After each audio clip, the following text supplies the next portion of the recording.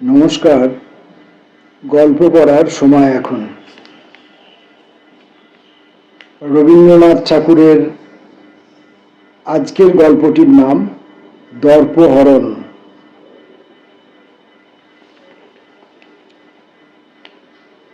কি করিয়া গল্প লিখিতে হয় তাহা সম্প্রতি শিখিয়াছি।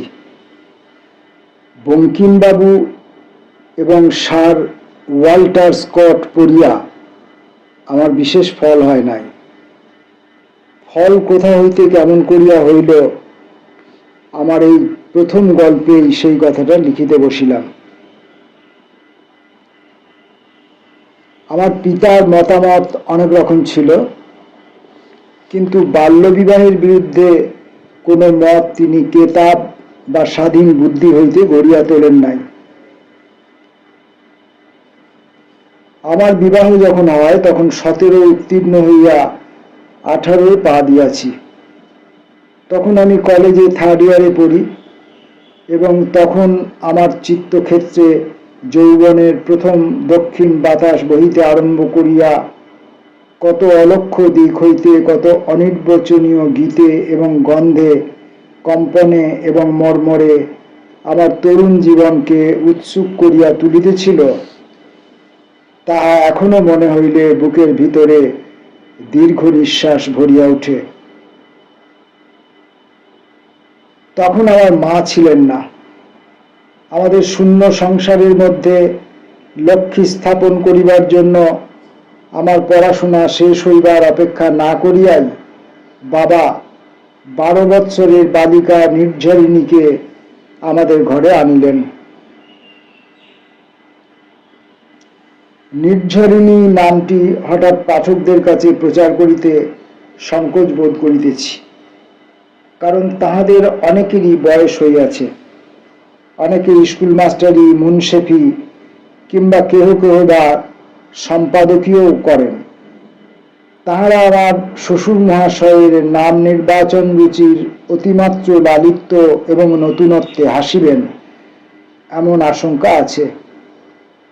কিন্তু আমি তখন অর্বাচীন ছিলাম, বিচার শক্তির কোনো উপদ্রব ছিল না।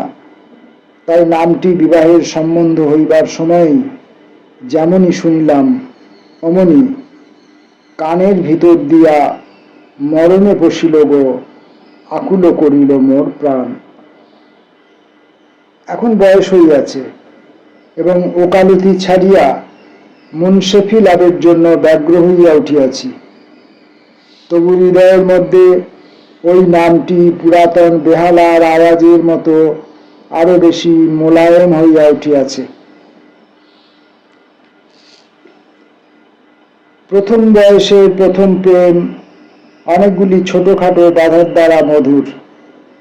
লজ্জার বাধা, ঘরের লোকের বাধা, অনভিজ্ঞতার বাধা, এইগুলির অন্তরাল হইতে প্রথম পরিচয়ের যে আভাস দিতে থাকে তা ভোরের আলোর মতো রঙিন, তা মধ্যাহ্নের মতো সুস্পষ্ট, অনাবৃত এবং বর্ণচ্ছটা বিহীন নহে।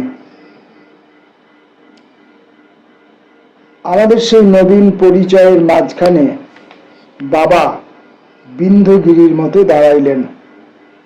তিনি আমাকে হোস্টেলে নির্বাসিত করিয়া দিয়া তাহার বৌমাকে বাংলা লেখাপড়া শিখাইতে প্রবৃত্ত হইলেন। আমার এই গল্পের শুরু হইল সেইখানে। শ্বশুর মহাশয় কেবল তাহার কন্যার নামকরণ করিয়াই নিশ্চেষ্ট ছিলেন না, তিনি তাহাকে শিক্ষাদানেরও প্রভূত আয়োজন করিয়াছিলেন। এমনকি উপক্রমণিকা তাহার মুখস্থ শেষ হইয়াছিল। মেঘনাদ বধ কাব্য পড়িতে হেমবাবুর টিকা তাহার প্রয়োজন হইত না। হোস্টেলে গিয়া তাহার পরিচয় পাইয়াছিলাম। আমি সেখানে থাকিতে নানা উপায়ে বাবাকে লুকাইয়া নববিরহ তাপে অত্যন্ত উত্তপ্ত 2-1খানা চিঠি তাহাকে পাঠাইতে আরম্ভ করিয়াছিলাম। তাহাতে কোটেশন মার্কা না দিয়া আমাদের নব্য কবিদের কাব্য ছাঁকিয়া অনেক কবিতা ঢালিয়াছিলাম। ভাবিয়াছিলাম প্রণয়িনীর কেবল প্রেম আকর্ষণ করাই যথেষ্ট নয়, শ্রদ্ধাও চাই। শ্রদ্ধা পাইতে হইলে বাংলা ভাষায় যেরূপ রচনা প্রণালীর আশ্রয় নেওয়া উচিত সেটা আমার স্বভাবত আসিত না।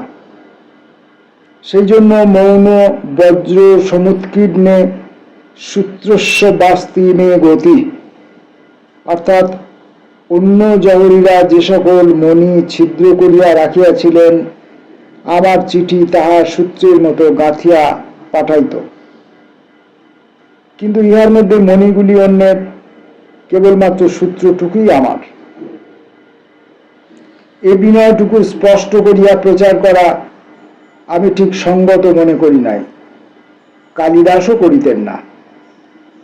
যদি সত্যই তাহার মণিগুলি চোরাই মাল হইত,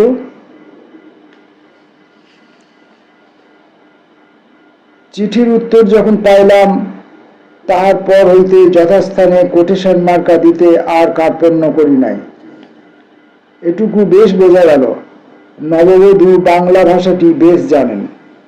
তাহার চিঠিতে বানান ভুল ছিল কিনা তার উপযুক্ত বিচারক আমি নই, কিন্তু সাহিত্যবোধ ও ভাষাবোধ না থাকিলে এমন চিঠি লেখা যায় না, সেটুকু আন্দাজে বুঝিতে পারি।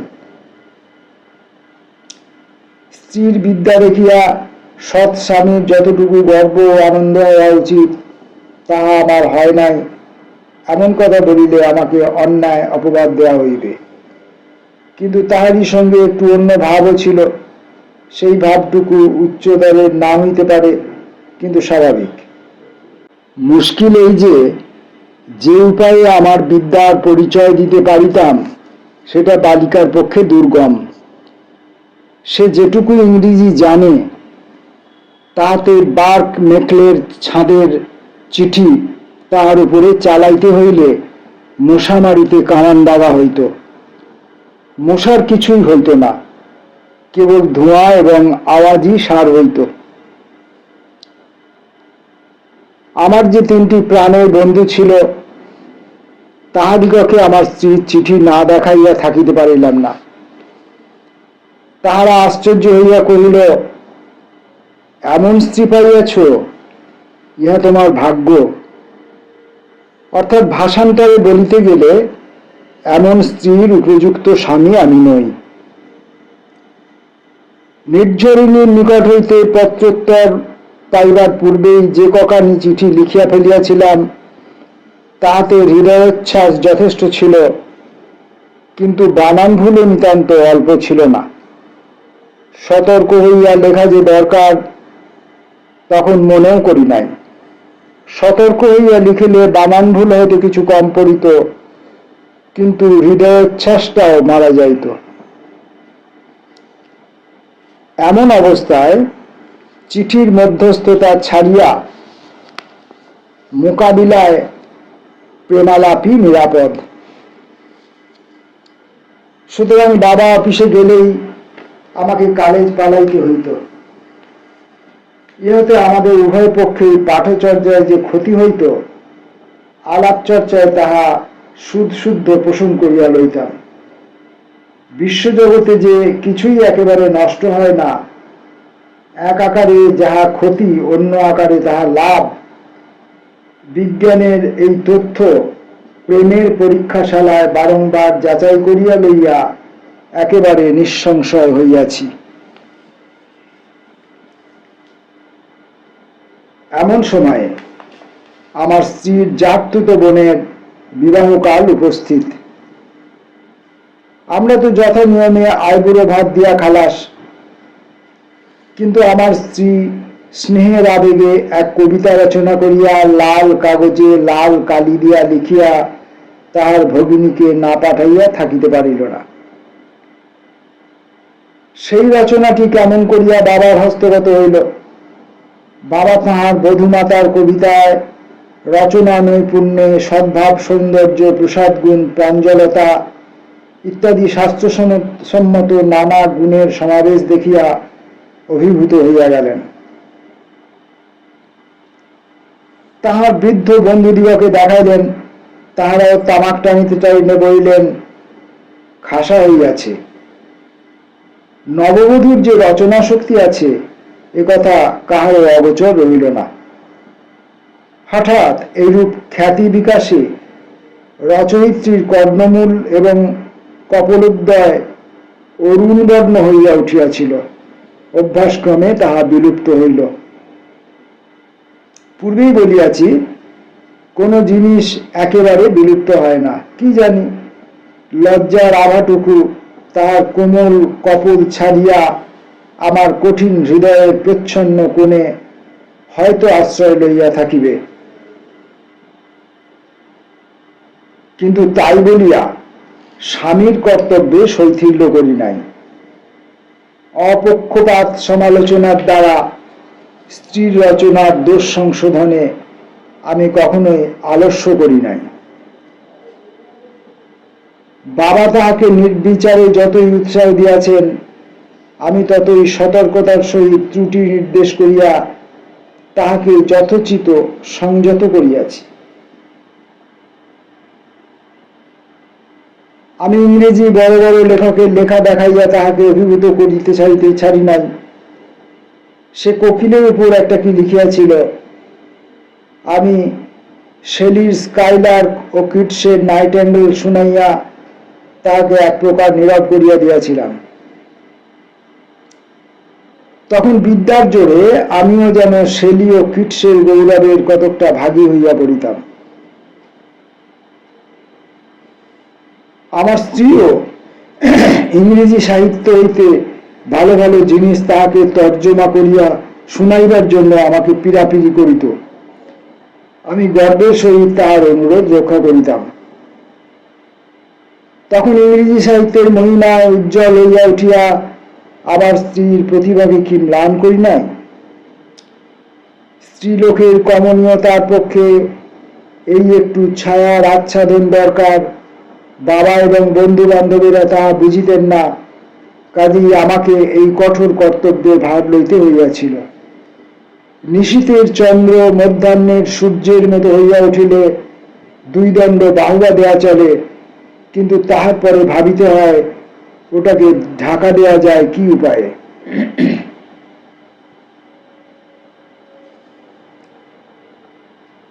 আমার স্ত্রীর লেখা বাবা এবং অন্যান্য অনেকে কাগজে ছাপাইতে উদ্যত হইয়াছিলেন। নির্ঝরিণী তাহাতে লজ্জা প্রকাশ করিত। আমি তাহার সে লজ্জা লক্ষ্য করিয়াছি। কাগজে ছাপিতে দিই নাই, কিন্তু বন্ধু বান্ধবদের মধ্যে প্রচার বন্ধ করিতে পারা গেল না। ইহার কুফল যে কত দূর হইতে পারে, কিছুকাল পরে তাহার পরিচয় পাইয়াছিলাম। তখন উকিল হইয়া আলিপুরে বাহির হই। একটা উকিল কেস লইয়া বিরুদ্ধ পক্ষের সঙ্গে খুব জোরের সহিত লড়িতেছিলাম। উইলটি বাংলায় লেখা। স্বপক্ষের অনুকূলে তাহার অর্থ যে কিরূপ স্পষ্ট তাহা বিধিমতে প্রমাণ করিতেছিলাম। এমন সময় বিরোধী পক্ষের উকিল বলিয়া উঠিলেন, আমার বিদ্বান বন্ধু যদি তাহার বিদুষী স্ত্রীর কাছে এই উইলটি বুঝিয়া লইয়া আসিতেন, তবে এমন অদ্ভুত ব্যাখ্যা দ্বারা মাতৃভাষাকে ব্যথিত করিয়া তুলিতেন না। চুলায় আগুন ধরাইবার বেলায় ফুঁ দিতে দিতে নাকের জল চোখের জলে হইতে হয়, কিন্তু গৃহদাহের আগুন নেবানোই দায়। লোকের ভালো কথা চাপা থাকে, আর অনিষ্টকর কথাগুলো মুখে মুখে হু হু শব্দে ব্যক্ত হইয়া যায়। এই গল্পটিও সর্বোচ্চ প্রচারিত হইল। ভয় হইয়াছিল পাছে আমার স্ত্রীর কানে ওঠে। সৌভাগ্যক্রমে ওঠে নাই। অন্তত এ সম্বন্ধে তার কাছ হইতে কোনো আলোচনা কখনো শুনি নাই। একদিন একটি অপরিচিত ভদ্রলোকের সহিত আমার পরিচয় হইতেই তিনি জিজ্ঞাসা করিলেন, আপনি কি শ্রীমতী নির্ঝরিণী দেবীর স্বামী? আমি কহিলাম, আমি তাহার স্বামী কিনা সে কথার জবাব দিতে চাই না, তবে তিনিই আমার স্ত্রী বটেন। বাহিরের লোকের কাছে স্ত্রীর স্বামী বলিয়া খ্যাতি লাভ করা আমি গৌরবের বিষয় বলিয়া জ্ঞান করি নাই। সেটা যে গৌরবের বিষয় নয়, সে কথা আমাকে আর এক ব্যক্তি অনাবশ্যক স্পষ্ট ভাষায় স্মরণ করিয়া দিয়াছিল। পূর্বেই পাঠকগণ সংবাদ পাইয়াছেন, আমার স্ত্রীর জাততুতো বোনের বিবাহ হইয়াছে। তাহার স্বামীটা অত্যন্ত বর্বর দুর্বৃত্ত, স্ত্রীর প্রতি তাহার অত্যাচার অসহ্য। আমি এই পাষণ্ডের নির্দয়াচরণ লইয়া আত্মীয় সমাজে আলোচনা করিতেছিলাম, সে কথা অনেক বড় হইয়া তাহার কানে উঠিয়াছিল। সে তাহার পর হইতে আমার প্রতি লক্ষ্য করিয়া সকলের কাছে বলিয়া বেড়াইতেছে যে নিজের নাম হইতে আরম্ভ করিয়া শ্বশুরের নামে পর্যন্ত উত্তম, মধ্যম, অধম অনেক রকম খ্যাতির বিবরণ শাস্ত্রে লিখিয়াছে, কিন্তু নিজের স্ত্রীর খ্যাতিতে যশস্বী হওয়ার কল্পনা কবির মাথাতেও আসে নাই।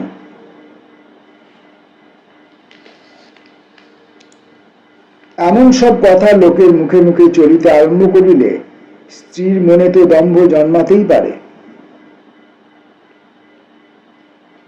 বিশেষত বাবার একটা বদ অভ্যাস ছিল। নির্ঝরিণীর সামনেই তিনি আমাদের পরস্পরের বাংলা ভাষা জ্ঞান লইয়া কৌতুক করিতেন। একদিন তিনি বলিলেন, হরিশ যে বাংলা চিঠিগুলো লেখে তাহার বানানটা তুমি দেখিয়ে দাও না কেন বৌমা? আমাকে এক চিঠি লিখিয়াছে, তাহাতে সে জগদ্দীন্দ্র লিখিতে দীর্ঘ ইকার বসাইয়াছে। শুনিয়া বাবার বৌমা একটুখানি স্মিত হাস্য করিলেন। আমিও কথাটাকে ঠাট্টা বলিয়া হাসিলাম, কিন্তু এরকম ঠাট্টা ভালো নয়। স্ত্রীর দ্বন্দ্বের পরিচয় পাইতে আমার দেরি হইল না। পাড়ার ছেলেদের এক ক্লাব আছে, যেখানে একদিন তার এক বিখ্যাত বাংলা লেখককে বক্তৃতা দিতে রাজি করাইয়াছিল। অপর একটি বিখ্যাত লোককে সভাপতিও ঠিক করা হয়। তিনি বক্তৃতার পূর্ব রাত্রে অস্বাস্থ্য জড়াইয়া ছুটি লইলেন। ছেলেরা উপায়ান্তর না দেখিয়া আমাকে আসিয়া ধরিল। আমার প্রতি ছেলেদের এই অহৈতুকী শ্রদ্ধা দেখিয়া আমি কিছু প্রফুল্ল হইয়া উঠিলাম। বলিলাম, তা বেশ তো, বিষয়টা কি বলো তো? তাহারা কহিল, প্রাচীন ও আধুনিক বঙ্গ সাহিত্য। আমি কহিলাম, বেশ হইবে, দুটোই আমি ঠিক সমান জানি। পরদিন সবাই যাইবার পূর্বে জল খাবার এবং কাপড় চোপড়ের জন্য স্ত্রীকে কিছু তাড়া দিতে লাগিলাম। নির্ঝরিণী কহিল, কেন গো, এত ব্যস্ত কেন? আবার কি পাত্রী দেখিতে যাইতেছ? আমি কহিলাম, একবার দেখিয়াই নাকে কানে খড় দিয়াছি, আর নয়। তবে এত সাজসজ্জার তাড়া যে? স্ত্রীকে সগর্বে সমস্ত ব্যাপারটা বলিলাম। শুনিয়া সে কিছুমাত্র উল্লাস প্রকাশ না করিয়া ব্যাকুল ভাবে আমার হাত চাপিয়া ধরিল। কহিল, তুমি পাগল হইয়াছ? না না, সেখানে তুমি যাইতে পারিবে না। আমি কহিলাম, রাজপুত নারী যুদ্ধ সাজ পরাইয়া স্বামীকে রণক্ষেত্রে পাঠাইয়া দিত, আর বাঙালি মেয়ে কি বক্তৃতা সভাতেও পাঠাইতে পারে না? নির্ঝরিণী কহিল, ইংরাজি বক্তৃতা হইলে আমি ভয় করিতাম না, কিন্তু থাক না, অনেক লোক আসিবে, তোমার অভ্যাস নেই। শেষকালের কথাটা আমিও কি মাঝে মাঝে ভাবি নাই? রামমোহন রায়ের গানটা মনে পড়িয়েছিল। মনে করো শেষের সেদিন ভয়ঙ্কর, অন্য বাক্য কবে, কিন্তু তুমি রবে নিরুত্তর। বক্তার বক্তৃতা অন্তে উঠিয়া দাঁড়াইবার সময় সভাপতি যদি হঠাৎ দৃষ্টিহীন, নারী ক্ষীণহীন কলেবর অবস্থায় একেবারে নিরুত্তর হইয়া পড়েন, তবে কি গতি হইবে? এই সকল কথা চিন্তা করিয়া পূর্বোক্ত পলাতক সভাপতি মশাইয়ের চেয়ে আমার স্বাস্থ্য যে কোনো অংশে ভালো ছিল, এমন কথা আমি বলিতে পারি না। বুক ফুলাইয়া স্ত্রীকে কহিলাম, নিজর, তুমি কি মনে করো? স্ত্রী কহিল, আমি কিছুই মনে করি না, কিন্তু আমার আজ ভারী মাথা ধরিয়া আসিয়াছে, বোধ হয় জ্বর আসিবে, তুমি আজ আমাকে ফেলিয়া যাইতে পারিবে না। আমি কহিলাম, সে আলাদা কথা। তোমার মুখটা একটু লাল দেখাইতেছে বটে। সেই লালটা সভাস্থলে আমার দুরবস্থা কল্পনা করিয়া লজ্জায় অথবা আসন্ন জ্বরের আবেশে সে কথা নিঃসংশয়ে পর্যালোচনা না করিয়াই আমি ক্লাবের সেক্রেটারিকে স্ত্রীর পীড়ার কথা জানাইয়া নিষ্কৃতি লাভ করিলাম। বলা বাহুল্য, স্ত্রীর জয়ভাব অতি সত্বর ছাড়িয়া গেল। আমার অন্তরাত্মা কহিতে লাগিল, আর সব ভালো হইল, কিন্তু তোমার বাংলা বিদ্যা সম্বন্ধে তোমার স্ত্রীর মনে এই যে সংস্কার, এটা ভালো নয়। তিনি নিজেকে মস্ত বিদুষী বলিয়া ঠাউরাইয়াছেন। কোনোদিন বা মশারির মধ্যে নাইট স্কুল খুলিয়া তিনি তোমাকে বাংলা পড়াইবার চেষ্টা করিবেন। আমি কইলাম, ঠিক আছে, এই বেলা দর্পচূর্ণ না করিলে ক্রমে আর তাহার নাগাল পাওয়া যাইবে না। সেই রাত্রেই তাহার সঙ্গে একটু খিটিমিটি বাঁধাইলাম। অল্প শিক্ষা যে কিরূপ ভয়ঙ্কর জিনিস, পোপের কাব্য হইতে তাহার উদাহরণ উদ্ধার করিয়া তাহাকে শুনাইলাম। ইহাও বুঝাইলাম, কোন মতে বানান এবং ব্যাকরণ বাঁচাইয়া লিখিলেই যে লেখা হইল তাহা নহে, আসল জিনিসটা হইতেছে আইডিয়া। কাশিয়া বলিলাম, সেটা উপক্রমণিকায় পাওয়া যায় না, সেটার জন্য মাথা চাই। মাথা যে কোথায় আছে সে কথা তাহাকে স্পষ্ট করিয়া বলি নাই, কিন্তু তবু বোধ হয় কথাটা অস্পষ্ট ছিল না। আমি কহিলাম, লিখিবার যোগ্য কোনো লেখা কোনো দেশে কোনোদিন কোনো স্ত্রীলোক লেখে নাই। শুনিয়া নির্ঝরিণী মেয়েলি তার কি কথা চড়িয়া উঠিল। সে বলিল, কেন, মেয়েরা লিখিতে পারিবে না? মেয়েরা কি এতই হীন? আমি কহিলাম, রাগ করিয়া কি করিবে, দৃষ্টান্ত দেখাও না। নির্ঝরিণী কহিল, তোমার মতো যদি আমার ইতিহাস পড়া থাকিত তবে নিশ্চয়ই আমি ঢের দৃষ্টান্ত দেখাইতে পারিতাম। একথাটা শুনিয়া আমার মন একটু নরম হইয়াছিল, কিন্তু তর্ক এইখানেই শেষ হয় নাই। ইহার শেষ যেখানে, সেটা পরে বর্ণনা করা যাইতেছে। উদ্দীপনা বলিয়া মাসিক পত্রে ভালো গল্প লিখিবার জন্য 50 টাকা পুরস্কার ঘোষণা করিয়াছিল। কথা স্থির হইল, আমরা দুইজনই সেই কাগজে দুটো গল্প লিখিয়া পাঠাইব, দেখি কার ভাগ্যে পুরস্কার জোটে। রাত্রের ঘটনা তো এই। পরদিন প্রভাতের আলোকে বুদ্ধি যখন নির্মল হইয়া আসিল, তখন দ্বিধা জন্মিতে লাগিল। কিন্তু প্রতিজ্ঞা করিলাম, এ অবসর ছাড়িয়া দেওয়া হইবে না, যেমন করিয়া হোক জিতিলেই হইবে। হাতে তখনও 2 মাস সময় ছিল। প্রকৃতিবাদ অভিধান কিনিলাম, বঙ্কিমের বইগুলাও সংগ্রহ করিলাম, কিন্তু বঙ্কিমের লেখা আমার চেয়ে আমার অন্তঃপুরে অধিক পরিচিত, তাই সে মোহদাশ্রয় পরিত্যাগ করিতে হইল। ইংরাজি গল্পের বই দেদার পড়িতে লাগিলাম। অনেকগুলো গল্প ভাঙিয়া চুরিয়া একটা প্লট দাঁড় করাইলাম। প্লটটা খুবই চমৎকার হইয়াছিল, কিন্তু মুশকিল হইল এই, বাংলা সমাজে সে সকল ঘটনা কোনো অবস্থাতেই ঘটতে পারে না। অতি প্রাচীনকালে পাঞ্জাবের সীমান্ত দেশে গল্পের ভিত্তি ফাঁদিলাম। সেখানে সম্ভব অসম্ভবের সমস্ত বিচার একেবারে নিরাকৃত হওয়াতে কলমের মুখে কোনো বাধা রইল না। উদ্দাম প্রণয়, অসম্ভব বীরত্ব, নিদারুণ পরিমাণ, সার্কাসে ঘোড়ার মতো আমার গল্প ঘিরিয়া অদ্ভুত গতিতে ঘুরিতে লাগিল। রাত্রে আমার ঘুম হইত না। দিনে আহারকালে ভাতের থালা ছাড়িয়া মাছের ঝোলের বাটিতে ডাল ঢালিয়া দিতাম। আমার অবস্থা দেখিয়া নির্ঝরিণী আমাকে অনুনয় করিয়া বলিল, আমার মাথা খাও, তোমাকে আর গল্প লিখিতে হইবে না, আমি হার মানিতেছি। আমি উত্তেজিত হইয়া বলিলাম, তুমি কি মনে করিতেছ আমি দিনরাত্রি কেবল গল্প ভাবিয়াই মরিতেছি? কিছুই না, আমাকে মক্কেলের কথা ভাবিতে হয়। তোমার মতো গল্প এবং কবিতা চিন্তা করিবার অবসর পড়িয়া থাকিলে আমার ভাবনা কি ছিল? যাহা হোক, ইংরাজি প্লট এবং সংস্কৃত অভিধান মিলাইয়া একটা গল্প খাড়া করিলাম। মনের কোণে ধর্মবুদ্ধিতে একটু পীড়াবোধ করিতে লাগিলাম। ভাবিলাম, বেচারা নিঝর ইংরাজি সাহিত্য পড়ে নাই, তাহার ভাব সংগ্রহ করিবার ক্ষেত্র সংকীর্ণ, আমার সঙ্গে তাহার এই লড়াই নিতান্ত অসমকক্ষের লড়াই।